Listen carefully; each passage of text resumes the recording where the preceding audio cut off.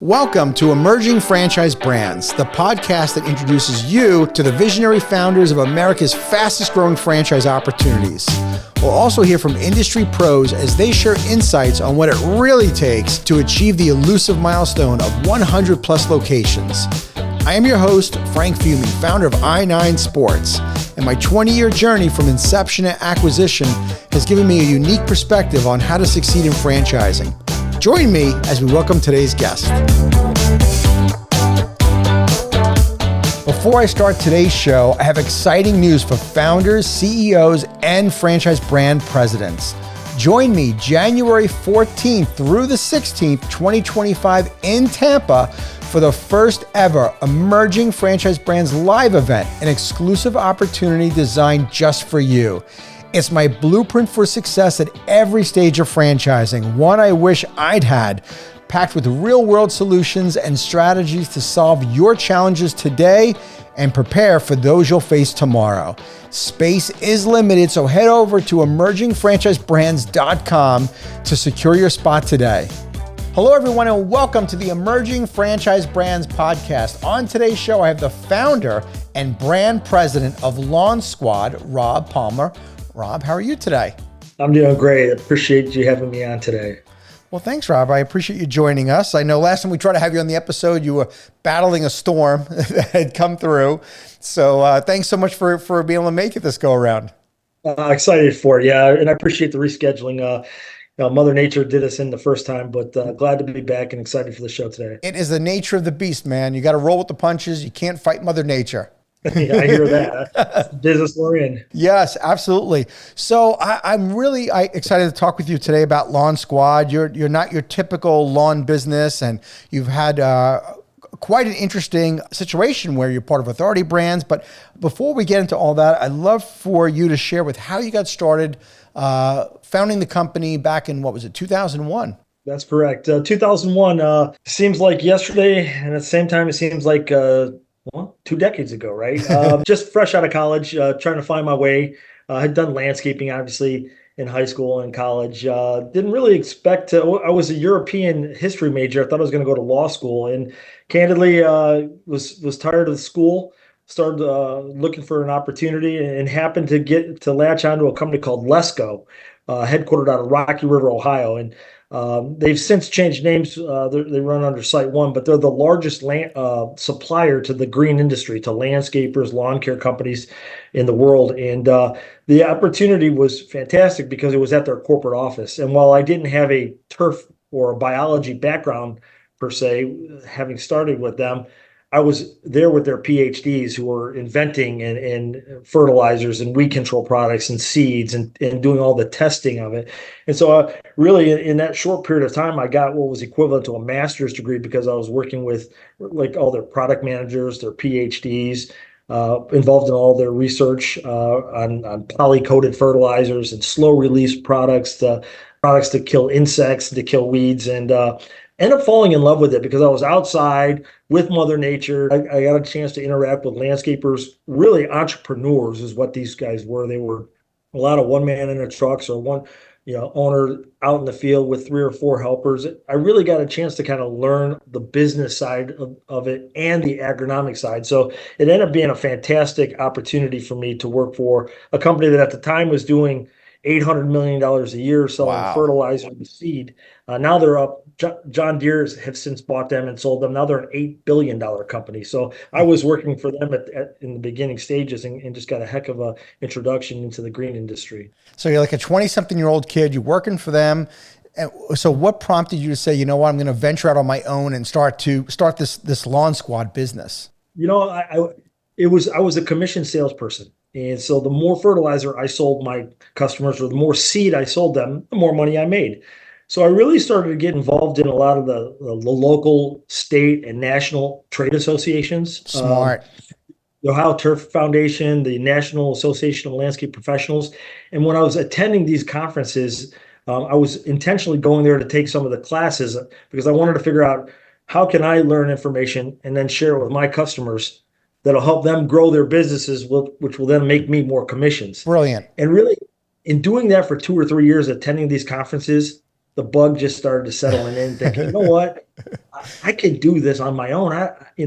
And so literally in December of 2000, I was at our national sales conference for Lesco, and we were winning an award that year for one of the highest performing sales people in the company.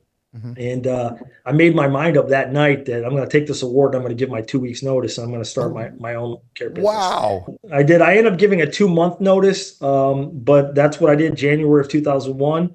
I started Weed Pro with no customers. And in that first year, we sold over 1,000 new customers and really set the course for the next 24 years, eventually surpassing $10 million in 2023, just before selling the company to Authority Brands. That is brilliant. Rob, I think you've got a great lesson here to share with those others that are maybe looking to get involved in starting their own business or franchise their company. And that is something I've preached many times, and that is be a student of your industry. Never stop learning, never stop growing. There are so many, aside from franchising alone, there are so many industry conferences and places that you can gain knowledge from. And I'm going to go out on a limb here and say that I don't think you would have gotten that level of success starting out in business without all the knowledge you were getting by going to the industry conferences. If nothing else, also, you were probably getting more confident because you saw other business owners who were out there. And maybe there was some out there that you were like, if this guy can do it, I can do it, right? That's exactly right, honestly. And one of the things I taught my kids, I teach other entrepreneurs that are aspiring to do great things, is the number one thing that I believe is important in being a businessman is keep your sense of curiosity. Yes. And be humble, because other people are doing it better than you. So reach out to them. And then really it's a small industry, and whether it's lawn care or it's manufacturing, they're all really small industries when you really get into them. And so you begin to network with that group. I actually did well over 120 site visits to different lawn care companies throughout my 23 years of ownership, single ownership, as the entrepreneur or the person that started Weed Pro, right? Going out and trying to understand what best practices look like, how they handled their P&Ls, what their HR policies look like to sustain the type of growth. So I wasn't too proud, and I would be happy to plagiarize the best practice from the best companies and bring it back to Ohio and, maybe modify it a little bit to fit my style. But no, there's too many great people out there to get information from. And so you have to continue to be curious and be humble enough to accept when, somebody else is doing it better. Yeah. Well, where we see the term success leaves clues, there's no reason why you had to start this from scratch without learning from others that have already done this. That's awesome. And as I'm hearing you talk about your story, I just keep hearing in my mind, you were passionate, you were hungry, you were driven. That's the key for anybody to start out and being successful. Yeah, whatever. If you find that thing. For me, my wife wanted to stay home and start raising our kids, and so she actually quit her job teaching the same year I started Weed Pro at the time. So it really was we had to make it work. There was no backup plan. We were using, I got a $50,000 line of credit from the bank based off the mortgage of my house, and that's what we used. We used all $50,000 in marketing in year one. There was no turning back. We had to make it work. And it's a great story now. It was a little nerve-wracking at the time, but it's a great story now. I'm laughing because, Rob, you and I are kindred spirits for sure. Our stories and around the same year are in perfect alignment. We are definitely, we're cut from the same cloth. So it's so nice to meet you. And I don't feel so alone when I hear your story. Yeah. Right. There's comfort in when other people have gone through it. Yeah, for sure. Okay, so we're running Weed Pro. It's growing by leaps and bounds. How does or when does Authority Brands come into play here? And for those that don't know, Authority Brands is a platform, and I think you mentioned to me they have about 15 concepts. You're rolling along with your business and growing, and do you reach out to them? Do they find you? How does that whole thing happen? So one of the things I had done, I'll back up one step, is throughout those years of growing Weed Pro, I actually even started a peer group, and we had 10 companies in this peer group spread out from around the country, and we would meet every 2 to 3 months, sharing best practices, sharing our financial statements, really doing deep dives into what marketing programs were working with each company. And I would say in about 2021, at one of those peer group meetings, one of the owners started mentioning that he was receiving calls from private equity firms that were looking at buying a lawn care business to create a platform with a buy and build kind of structure where they'd buy them, and then they would go out and start buying other companies, lawn care companies, and trying to create one large. They were trying to create the new number two in the marketplace, because True Green Chemlawn is the largest lawn care company in our space, but there wasn't really a true number two. Well, over the next couple of years, private equity started flooding into the lawn care space, and one company after another was selling out. And so I had heard of that, and I thought, nah, I'm not interested in that. I've got a pretty good thing going in Cleveland and Columbus, Ohio. Not really interested. And one morning, I got an email from a company I had never heard of, this Authority Brands.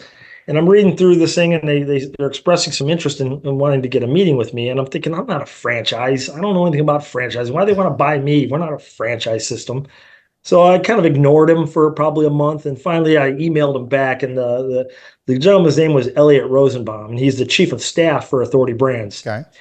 And this guy, I tell you, he is probably mid-30s. He is sharp as they come. But what's unique about Elliot, he's got a personality bigger than this room. I mean, he was the charisma he had. And he said, Rob, why don't we just talk? Let me explain to you why we're reaching out to you. So he flew into Cleveland, Ohio with the chief executive officer of Authority Brands, Craig Donaldson. And I'm thinking, these guys must be serious. They just flew in their CEO. I'm just a small guy here in Cleveland and Columbus, Ohio. And how big, Rob, how big was your company around then? That was the year we just crossed $10 million. Okay, sweet. All right. And so we meet up in a conference room at a local hotel near the airport. And these guys they basically tell me, we've looked for franchise units in the lawn care space. And what they decided with is they wanted to go with the best in class. They had done their due diligence, and they had spoken to folks throughout the country about Weed Pro. They basically said, you have a best in class model. You are a franchise, you just don't realize it. The operation manuals, the guides, the playbooks, the training programs, the call center, the sales process. We just need to add a little bit of horsepower that Authority Brands has, refine a few things, and you are a franchise, you just don't realize it. And then he went on to basically give me the pitch that really sold me. And it was Craig Donaldson that said, you can take what you know now, and you can create entrepreneurs that build wealth for them and their families all around the country. So you may not, you're still growing grass, but really what you're going to be in the business of now is growing future millionaires, and it really resonated with me that I could take, because I've been a high school basketball coach for 26 years. That's what I consider myself as a coach. My players to this day that I've coached 10 years ago still call me coach. And so Craig, I don't know if he got lucky on that sales pitch, but it tugged at my heartstrings, and I realized, I'm going to be the fisher of men at this point. I'm going to go out and use what I know and help families from across the country, live their American dream, building a business and hopefully reach the same goals that I hit. That's spot on. Craig gave great advice. And when we create something that is bigger than ourselves, it becomes so fulfilling and so much more meaningful, as opposed to just trying to get that extra client. Like for you to turn that 10 million in revenue, I assume, right? Yep. To turn 10 million in revenue into 15 or 20 million in revenue. Yeah, that'd be cool and everything, right? It'd be an incredible achievement. But to really feel it through your soul, to really do something really meaningful in your life that you can look back on, to say that you helped people start and create something bigger than they ever imagined for themselves, and to make them financially secure, and for you to obviously make a bigger impact on people. There is nothing like it. Yep. And that's exactly, it warmed my heart, honestly, from that moment on. I went back, talked to my wife, and she said, this is what you were born to do. You've been a coach your whole life now. And now I'm not just coaching my employees, I'm coaching these owners, which is it's a great feeling, because it's a next level feeling where, I love teaching day to day my staff and employees. But when you're teaching somebody who's not just working for a paycheck, but they're working for kind of their livelihood, they're working to build their net worth in the long term, it just has that much more impact. And now I look back and go, why wasn't I in franchising 20 years earlier? Because it's just so rewarding. Yeah. Okay. Without sharing the numbers, of course, I want to keep that private, but I'd love to hear. So how did the story go? So you tell Craig, I'd love to move forward and become part of Authority Brands. Tell me how your role changes, and overall, how does it work? Yeah, so I did my due diligence, and I took some time to really look at Authority Brands and to kind of look at the franchising concept and model. And what I came to grips with, and what I loved most about this deal with Authority Brands is that Authority Brands, unlike some of the other large franchise or organizations that have platform companies, they wanted us to retain our own culture. They said, listen, we don't know lawn care, you know lawn care. We want you to build an operation that is similar in nature to what you have and be able to expand that. And so that, we have some unique terms. You can see on the back wall, like that we want to provide the tech experience. We don't call it sales and marketing, we call it smarketing, right? And these were the concepts that he said, no, keep those in place. We're going to provide the horsepower to help expand this regionally and nationally, but I want you to keep that culture in place. And we feel like we're the most personalized lawn care service in the country. We can't customize it per se to every single lawn, but what we can do is deliver the most personalized experience for the customer. And at the end of the day, that's what we're scaling. And Authority Brands gave me the opportunity to keep our personality and to grow it so far beyond anything that I could have done on my own. Wow, that's great. I mean, it sounds like they delivered exactly what they said they were going to do. Yeah, it's funny. We're almost 2 years later now, coming up on this, and I can tell you that everything that they said came true. I don't know if all business deals are like that. I've got a limited focus. I've got blinders on, but in my world, I couldn't be more excited. Someone asked me last weekend, "Are you still happy you did the deal?" And I said, "The only thing I wish is I would have done it, like I said, 20 years sooner." I am thrilled with it, and just the fact that we've got, like I said, those four units up and running right now that are generating revenue every single day. The conversations I have with those four owners really motivates me to talk to the next four and talk to the next four and get it to the point where I can't do it all myself, but we're some time away from that. Of course. Well, timing is everything, and there was a reason why you waited as long as you did. And at the end of the day, now you've got the systems and processes down pat, and now you're able to really give people something that they can truly achieve something magical because you went through the grind, you went through all the ups and downs and having everything in place. Just to share the numbers with folks. So you did mention you have 4 franchises that are open. You've only been franchising since 2023. So a little more than a year, right? Yeah. And actually we took that time from between April of 23 to the end of that year to really get the FDD written. Oh, okay. Go through all the preliminary stuff. So really, we launched our first franchise in January. So really, we've been franchising for about 9 months now. Wow. Okay, cool. So you got 4 franchises that are open. There's 4 more coming on. Probably by the time this airs, you'll have 8 franchises open. You've got your 2 company-owned locations. That's incredible. How are you involved with the franchise inquiries that come in? Are you involved, or does Authority Brands handle that?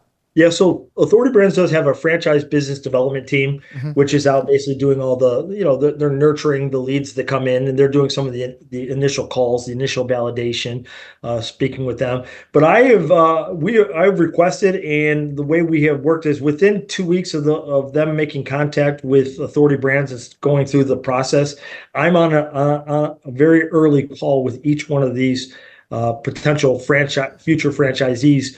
Really just an introduction call, really just to kind of feel out so they know who I am, so I know who they are. Sure. And then from there they proceed down the line. But I'm not involved in the day-to-day sales process. Once they become a full-fledged franchisee, then me and my team take over 100%. But in those early stages of going through it, they work through our franchise development team within Authority Brands. That's great, Rob. Rob, it's a delicate balance between having your brand still be your baby, yet you've partnered up with this platform that they want to obviously grow. Authority Brands, I'm sure, has extravagant goals on how big is big and how many franchises they want to have. But for you to still have involvement early on in the process allows you to keep retaining. Do you get last say and final word on whether somebody comes in? I do.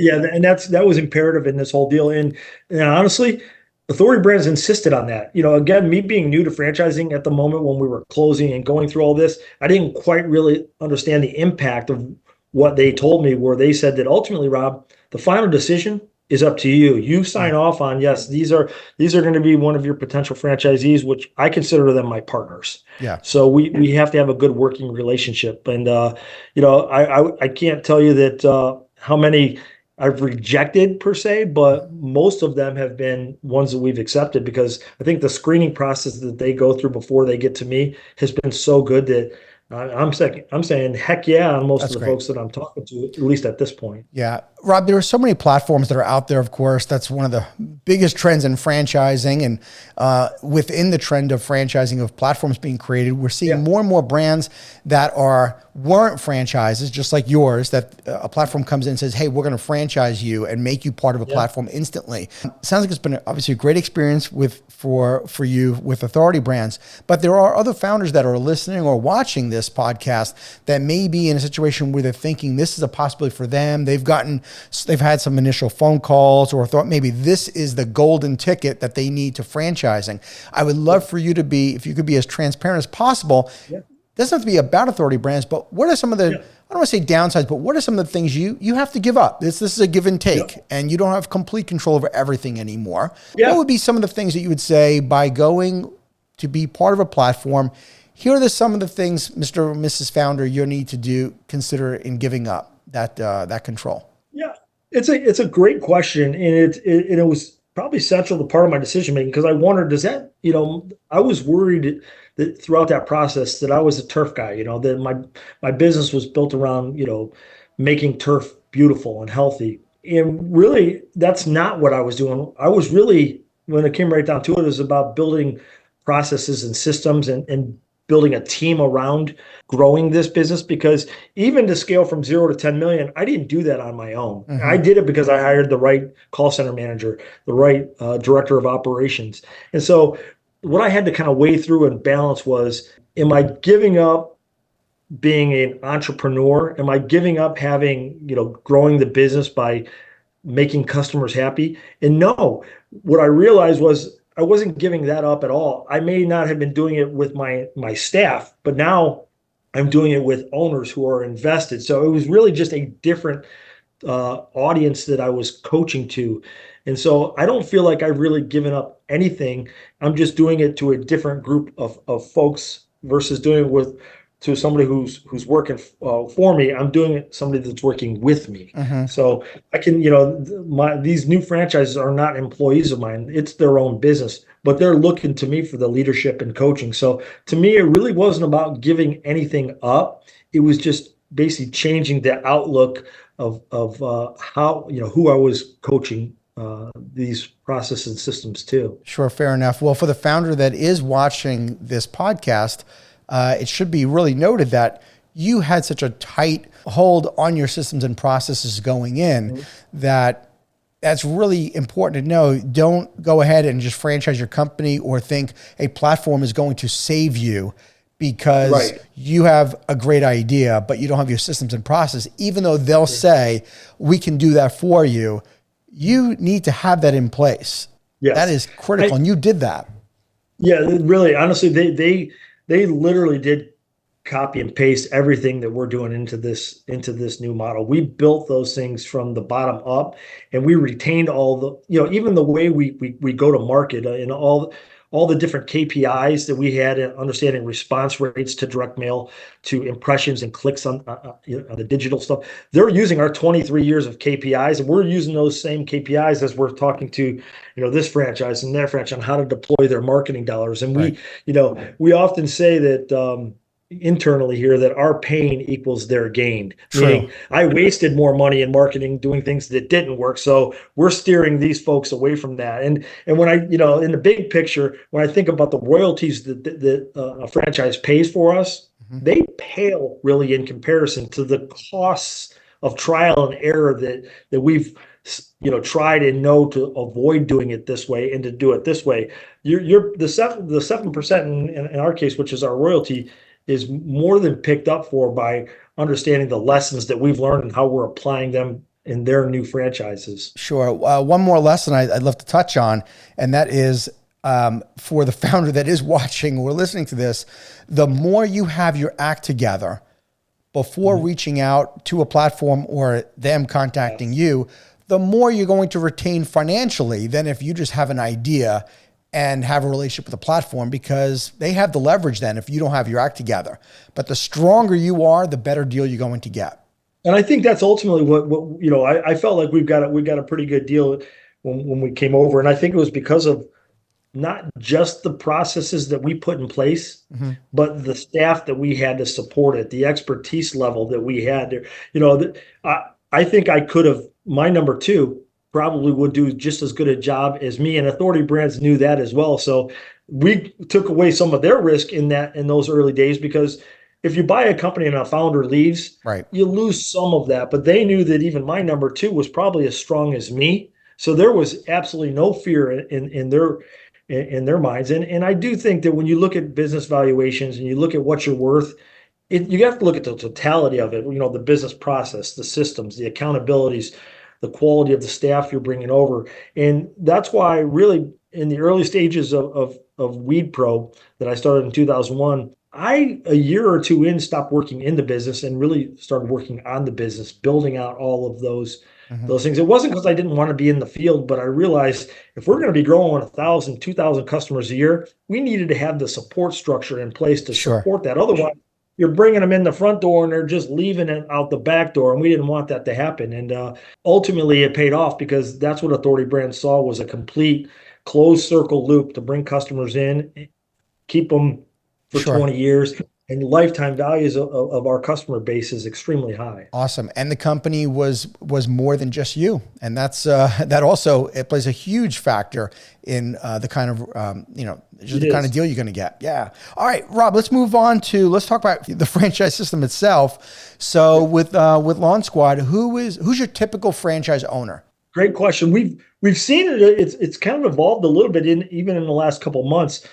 For four that are operating right now, I would say three of them are really semi-absentee type owners, where they're maybe involved in the business for 5 to 10 hours a week, and then they have a manager that's actually running the day-to-day business. Right. We're starting to get a few more of the owner operators now coming on board, where they're managing it and they're performing the applications. But I do think that this business model is ideal for a semi-absentee type owner, where because we have all the business tools in place, all the dashboards and KPIs, and our team is working closely with either the manager or the owner, if he's the owner operator, to kind of walk them through a day in the life of this business model. So again, these are terms that were foreign to me, 12, 16 months ago, semi-absentee. And Right. now we realize that that's the value of a franchise system, and that's the value of having all these business in a box platforms where we can deliver and teach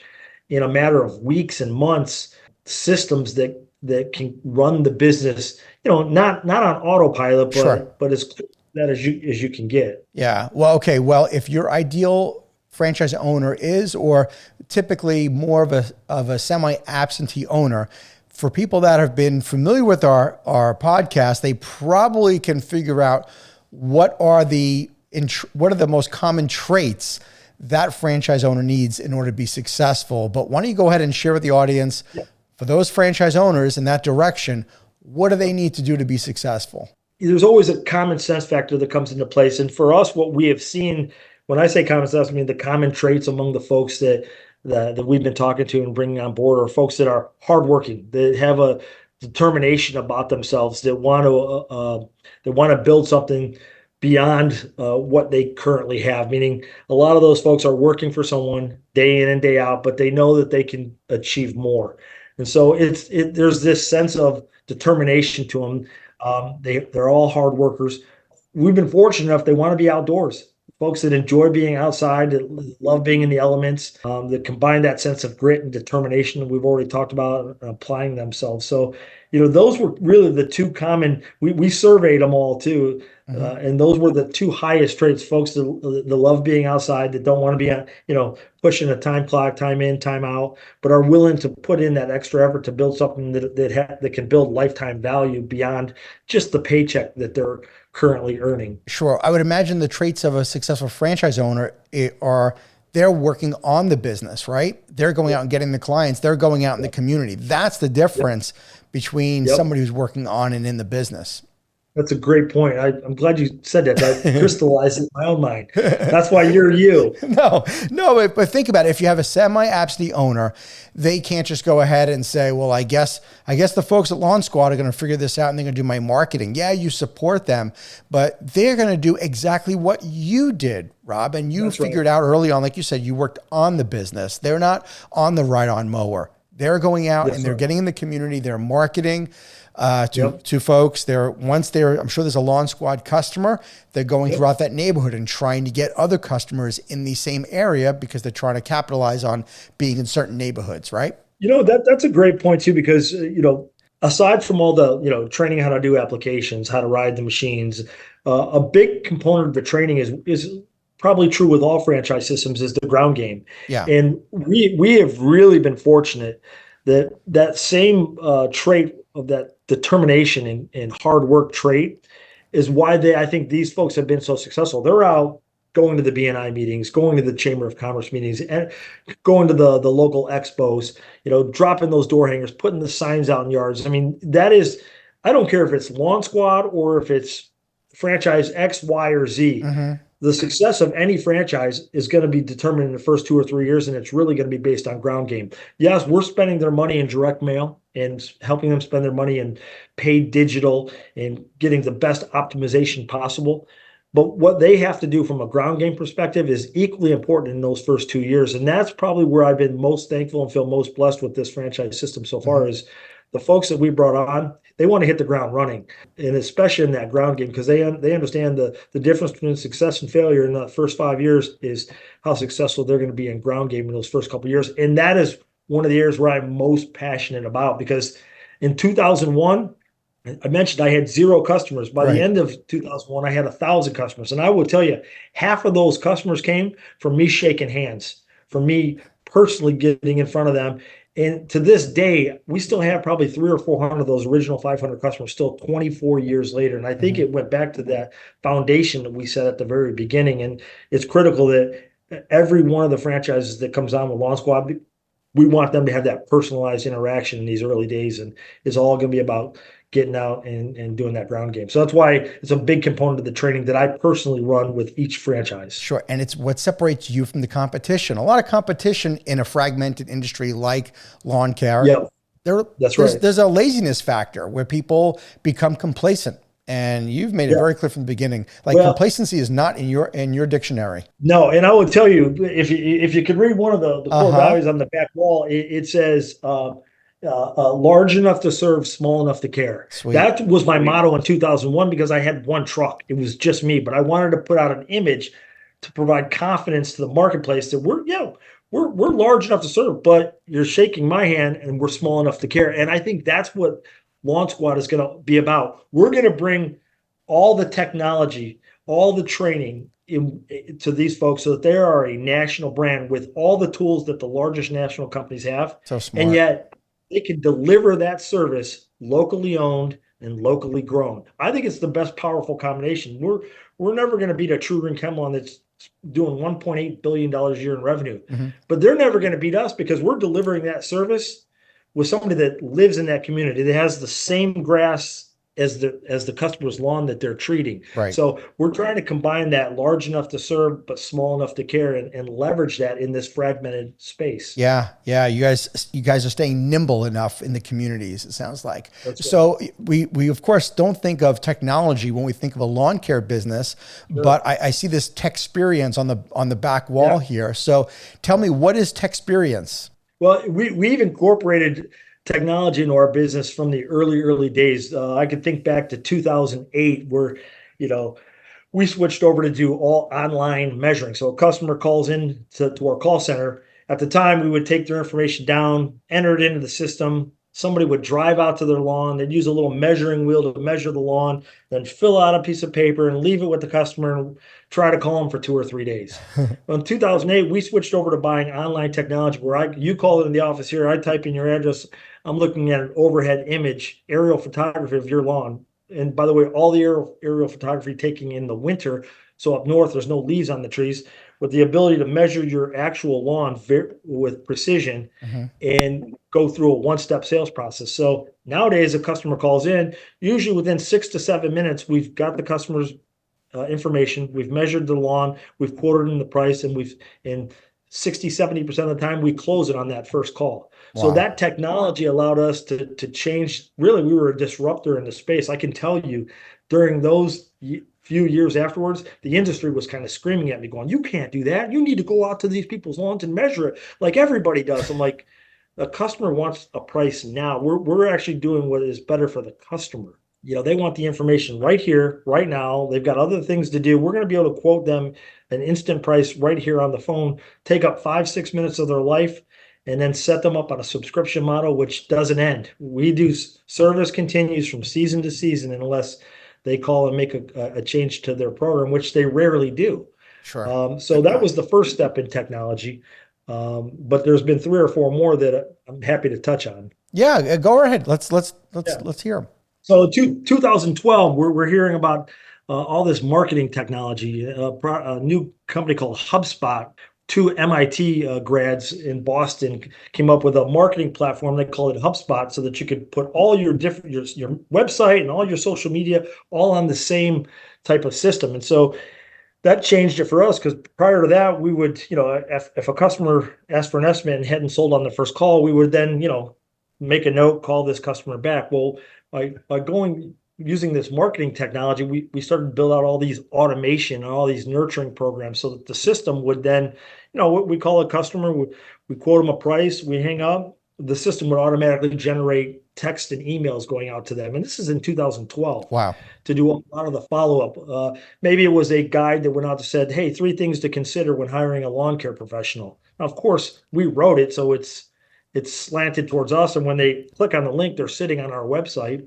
And what we found is we started moving from an average of mid 40 close rates Hmm. to really exceeding 80% close rates, because we put them on this automation and this nurturing platform, to where, the sales people have to do 3 things. They have to call the customer, they got to text them at times, and they got to email them at times.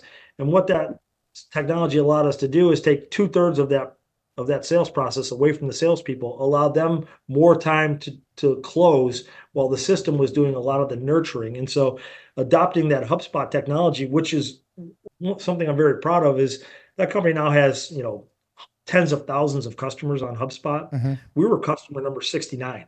We're a Wow. lawn care company, and we were their 69th customer back in 2012, on a software program that now Salesforce and Google has Yeah. invested in. And we were early on in that process. So that was another disruptor in our industry. Hmm. And really, since then, it's just all the GPS tracking, all the time studies and surveys, all the lead generation things we do, using a lot of obviously all the digital options you have out there, between local service ads, Google pay-per-click, all the optimization. And we got huge into content marketing back in 2012 as well. And that really changed the game for us, because so many of our leads now come organically through the content that we have out there. Certainly, we're still doing pay-per-click, Hmm. but more than half of the online lead generation we get is free content that people consumed out there, and then it attract them back to our website. So I think just adopting a technology mindset for any business is a great idea, because you pick up all those efficiencies that pay off in the form of close rates or efficiency, that really come at the end of the day back to the bottom line. Sure. Well, you can look back in the history, last 100 years, there's been industry after industry that, is brick and mortar, or has been, a mainstay tradition in our country. And it's been disrupted by technology, a company Yeah. that has nothing to do with the product and can come in and make it a way of being more efficient, faster, Yep. delivering a better experience. And it Yep. can take out a 100-year-old company with better technology. It really can. I mean, Mhm. even from the equipment we used, I mean, there was back in 2001, on the other days, we would be pushing a hand spreader, right? And Right. after we would push the lawn with a hand spreader, spreading the fertilizer out appropriately, then we'd go back to the truck, pull a hose out, and then re-walk the lawn, and you're spraying for weed control. Well, in 2003, 2 years after we started the business, we started looking at some of the ride-on equipment. And now we do applications where a 10,000 square foot lawn back in the day would have taken us 30 minutes to do. and now it takes us about 8 minutes to do. And it's actually a better application because the machinery dials in based on the size of the lawn, the exact rates that need to be used. So not only is it a time saver, which generates higher revenue per hour, but it's also better for the environment because we've dialed in on the absolute application rates that those lawns need. So it was a win-win from a sustainable product perspective, but also to a profitability. But in order to get from where we were at walking lawns to going with the automated ride-on equipment, it was time study after Right. time study after time study. And so that's going back to working on the business, not necessarily in the business. Sure. Cool. Rob, what's the investment range for a franchise opportunity? Yeah, listed in our FDD, it goes anywhere from 85 up to $125,000 to get that franchise up and running, and that number includes the first year marketing spend. Okay. So really, which is our minimum marketing spend in the first year is $42,000. So up to that high mark of 150, that includes both the franchise fee Mm-hmm. and the first year marketing fee. And I think that's probably why it's such a good business model is it's it won't take a lot to get into it, but the returns on the other side are fantastic. Yeah. What's the size of the territories? This is where I think we really hit a home run, Frank. And might be one where I got past Authority Brands in the early days. If they're listening, I'm sorry, Authority. But we made those. We researched all the different lawn care franchises that were out there, Okay.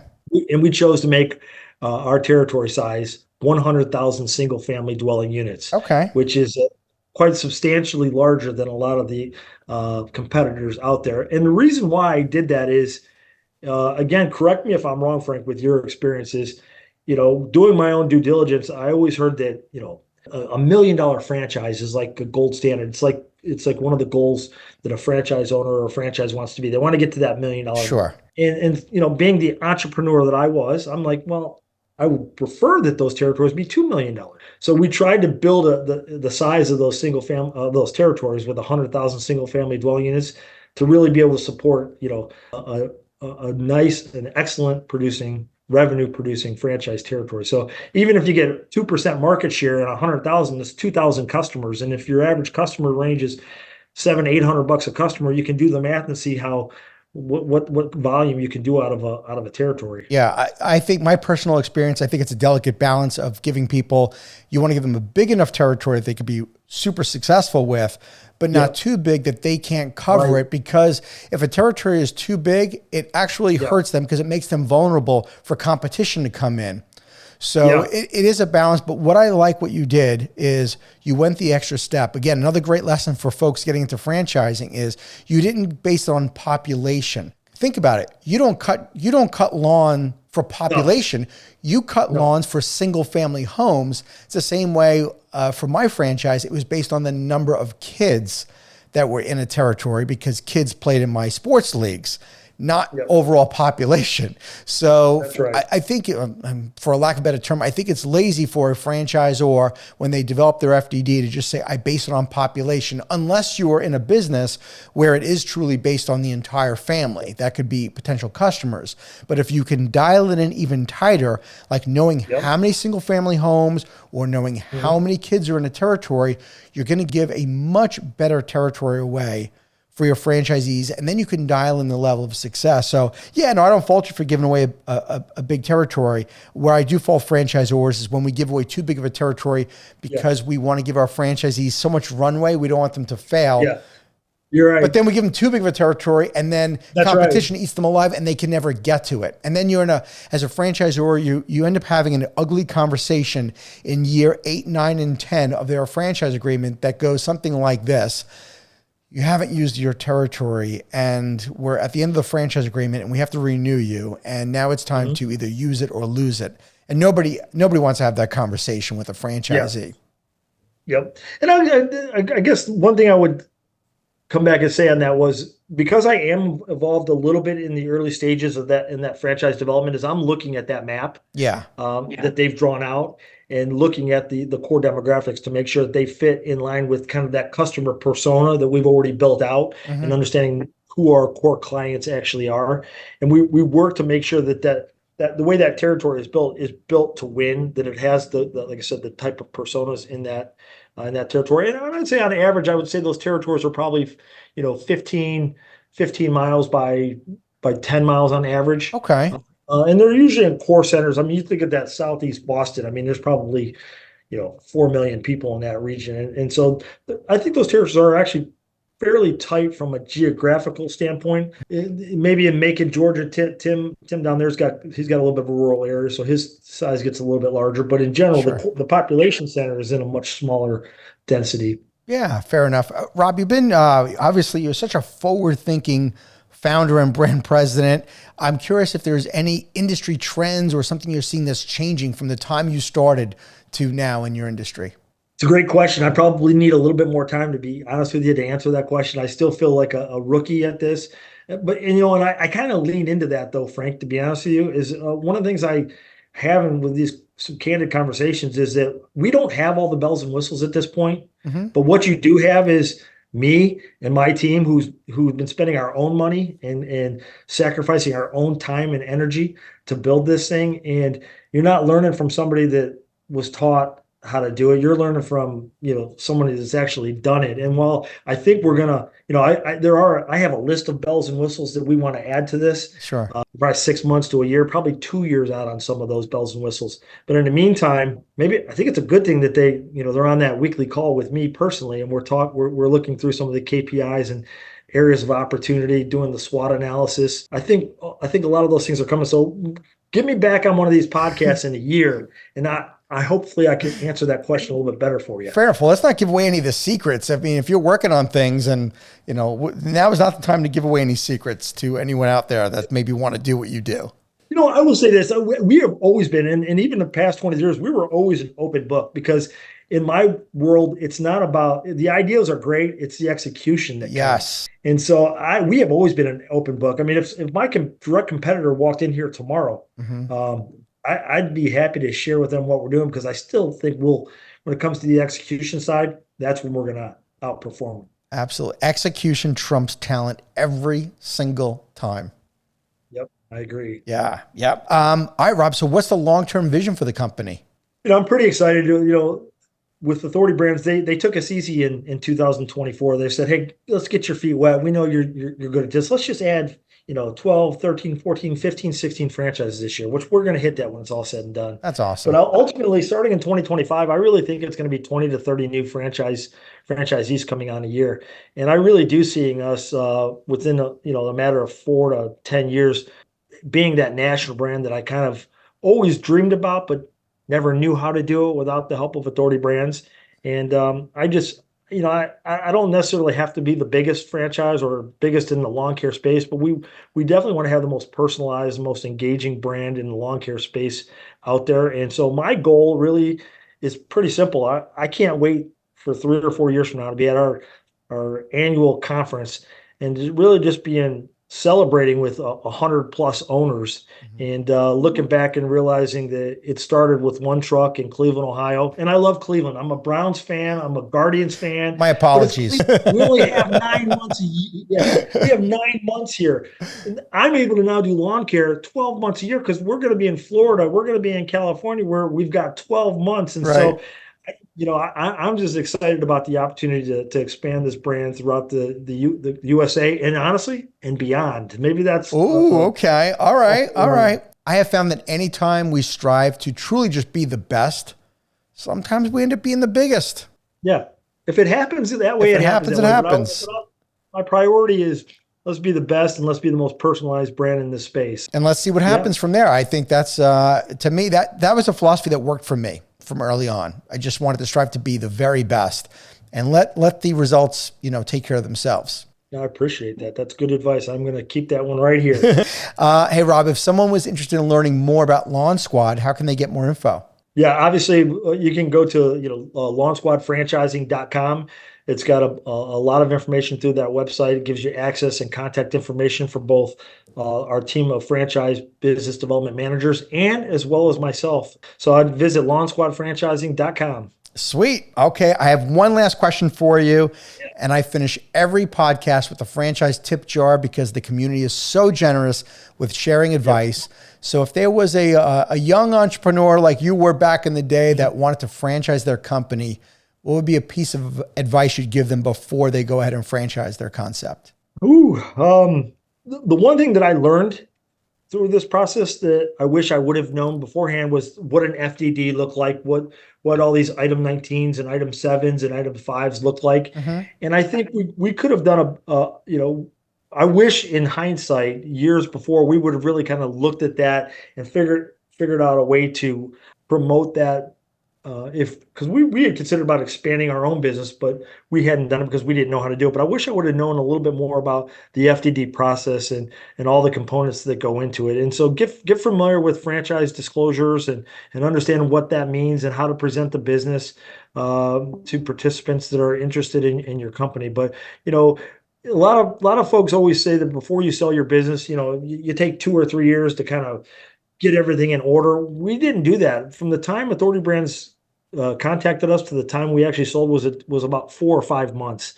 So I think we had already done the work on building out the business structures. But I wish I would have known a little bit more about the FDD and how all that worked in the early stages. So get familiar with FDDs. Rob, that is great advice. I think too many of us founders, when we start out, we're so overwhelmed with everything that goes into franchising our company that when we have the next task list on the task list is to go get a franchise attorney to get an FDD done.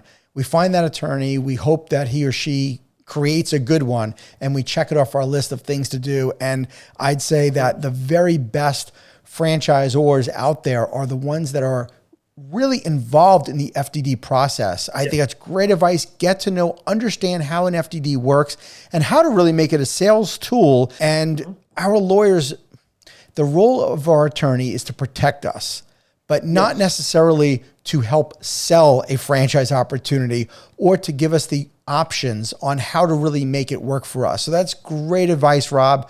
I think that we should all be more involved and better educated on understanding an FDD when we first start franchising. So thank you for that advice. Thank you. Appreciate it. And thanks for being on the show, Rob. This was awesome. I wish you all the best with Lawn Squad, and I hope to meet you someday.